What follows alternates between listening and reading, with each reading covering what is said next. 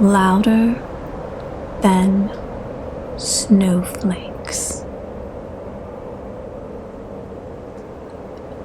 I am trapped in here. My cabin is quite small. I come here to think, to meditate on my life away from the loud and bustling city streets. This time, I thought that it would be fine. A little snow won't hurt anyone. I am off the grid up here in these mountains. My cell phone won't work this far up. I have no radio, no internet. The real world is so far away. It is like being on another planet. I come here alone every late October to get the full effect of the fall colors. Bright oranges relax me. I don't know why exactly. They just always have. The temps are usually in the cool 60s. There is usually no threat of rain or severe thunderstorms, and I have never once seen snow this time of year.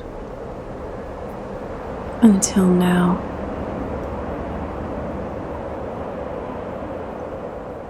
It started very softly on the day before I was to depart back home. It was October 29th. My daughter was dressing up as a butterfly for Halloween this year. I did not want to miss it.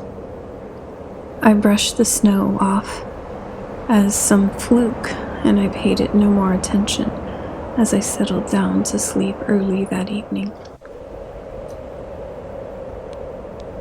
It was a light dusting at best. I would probably need to brush my car off in the morning, but nothing too bad. I was wrong. The morning, I woke up to my steamy breath in the air above my head. I was shivering under the blankets. I shot up out of bed in the loft. I looked up toward the skylight and saw white. The snow had covered the roof. No big deal. Snow does that. So maybe it snowed more than expected. I will just hurry to get my things packed up and out of here. I climbed down from the loft and noticed the tiny cabin seemed to have a slightly darkened film about it. I looked out the window in the downstairs area, and there was packed in snow going up the length of the window. Impossible. It could not have snowed that much in one night. The snow was so lightly falling when I retired that previous evening. I hurried and looked in the closet for my big coat. It was a miracle that I even had it. I had left it here years ago as I did not need it in my warmer climate of a city. I bundled myself up and pulled on my galoshes. I located my big shovel and took a deep breath. I had to dig my way out. I reached for the door handle and paused for a moment. If the cabin was buried, then surely the car was buried. The next gas station or residence wasn't for miles and miles. I would surely perish if I went out now. I needed to wait it out. If I did not go insane first. I went about the cabin, gathering all the blankets. It did not have electricity. It was basically like camping. I found the kerosene heater and set it up. I was able to huddle up on the couch downstairs to keep warm. I was very low on food. I had only planned a week-long trip. It was all the time I could get away. I shivered, going through the worst possible scenarios. What if I starved to death? What if it kept snowing like this and the whole world was swallowed up by this massive ice age? What was happening? Then came the overwhelming quiet, this deafening loud that was hurting my ears. Usually there were birds chirping, a nice breeze blowing through the wind chime. The creek flowing would add to the ambiance, but not now. Now it was silent. Now it was still. I could not even tell if it was still snowing. The house was completely surrounded by snow. I laid on the couch for a while, warming up. The light was fading from view.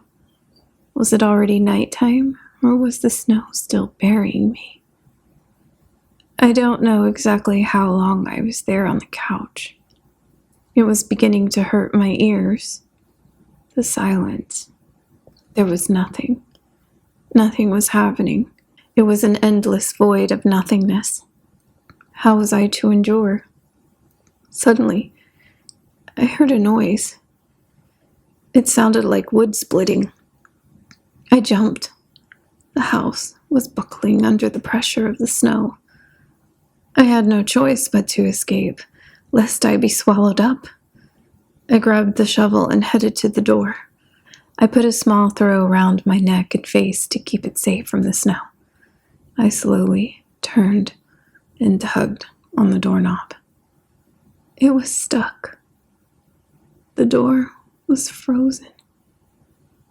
This had to be a national disaster. This has to be some anomaly of the weather. Maybe Old Faithful had finally erupted and we were thrust into an ice age. Maybe global warming destroyed our climates, and now we would be experiencing extreme winters to try to cool down the earth. But what did I know? I was just a middle-aged man who was going through a midlife crisis and came here to escape responsibilities for a week. So I would die alone, in the silence, waiting for the house to swallow me up.